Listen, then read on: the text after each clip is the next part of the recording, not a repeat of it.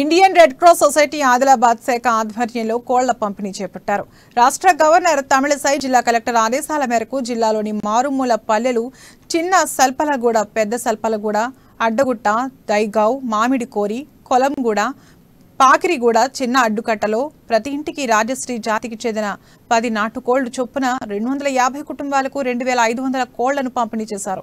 దాంతో పాటు వారం రోజుల పాటు సరిపడే దాణా, యాంటీబయోటిక్ మందులు కూడా అందించారు. కొలం ప్రజలకు పోషక ఆహారం అందించడానికి ఇండియన్ రెడ్ క్రాస్ సొసైటీ తరపున ప్రతి ఇంటికి 10 కోళ్లు పంపిణీ చేశామని జిల్లా చైర్మన్ ఎస్ గంగేశ్వర్ తెలిపారు.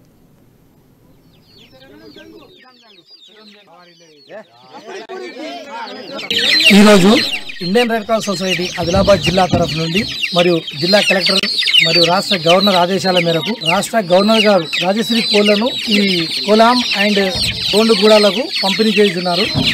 ఇది వీళ్ళకు పౌష్టిక ఆహారం గురించి వాళ్ళకు ఈ కోళ్లను పంపిణీ చేయడం జరుగుతుంది. దీన్ని వీళ్ళందరూ సద్వినియోగం చేసుకొని మీరు మంచిగా పెంచుకొని వాటి గుడ్లు తినాలని చెప్పేసి ఇండియన్ రెడ్ క్రాస్ తరఫు ఆదిలాబాద్ తరఫు నుంచి కోరుతున్నాం. ఈరోజు ఇండియన్